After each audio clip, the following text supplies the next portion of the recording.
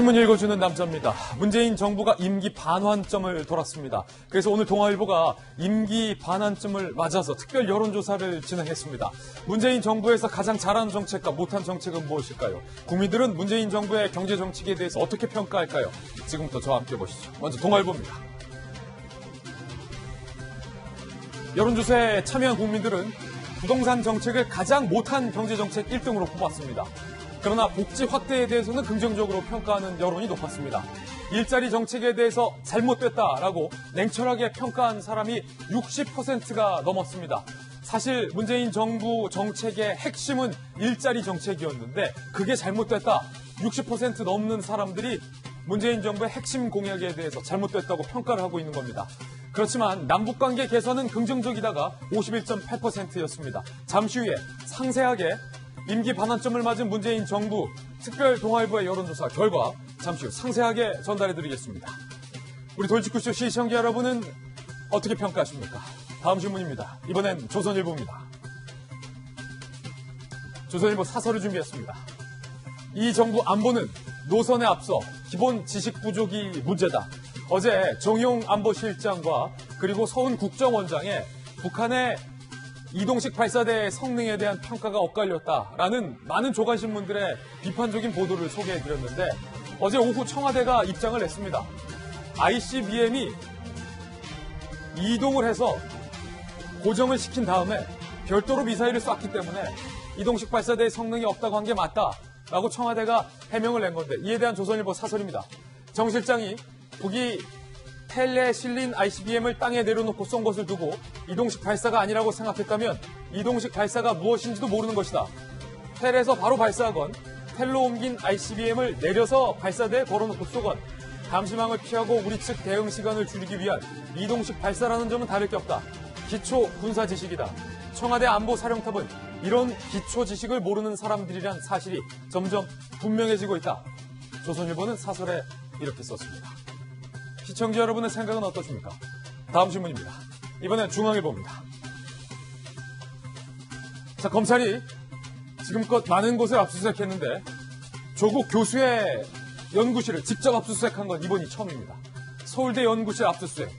허위 인턴 서류를 조국 교수가 만들었다라는 의혹을 정조준하고 있습니다. 공익인권법센터 발급 관여 의혹. 법학전문대학원 첫 압수수색. 검찰이 조 전 장관을 정조준하고 있다라는 해석이 나오고 있는 대목입니다. 잠시 후에 서울대 연구실 압수수색 소식 전해드리겠습니다. 다음 신문입니다. 이번엔 한겨레 신문입니다.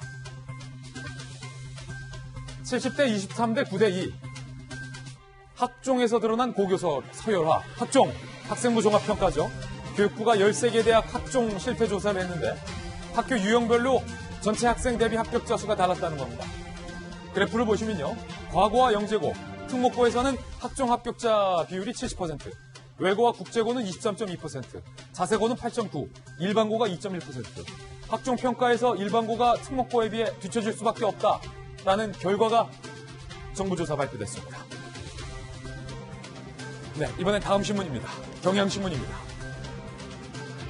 자, 오늘 경향신문의 단독 보도 주목할 만합니다. 조국 민정수석 당시 청와대 민정수석실에서 감찰을 돌연 중단한 것과 관련돼서 그런 의혹과 관련돼서 핵심 인물인 유재수 부산시 경제부시장. 그런데 경향신문의 단독 취재 결과 유재수 경제부시장의 두 아들이 사모펀드 운용사에서 똑같은 운용사에서 두 아들 모두 수상한 인턴십을 했다. 경향신문 단독 보도했습니다. 그런데 이 사모펀드 운용사는 유재수 부시장에게 금품을 제공했다라는 의혹을 받고 얼마 전 압수수색도 받은 그 회사입니다. 뭔가 닮아있다. 조국 전 장관 일가의 의혹과 닮아있다라는 분석이 나오고 있습니다. 두 아들의 인턴십, 사모펀드, 그리고 뇌물 의혹까지.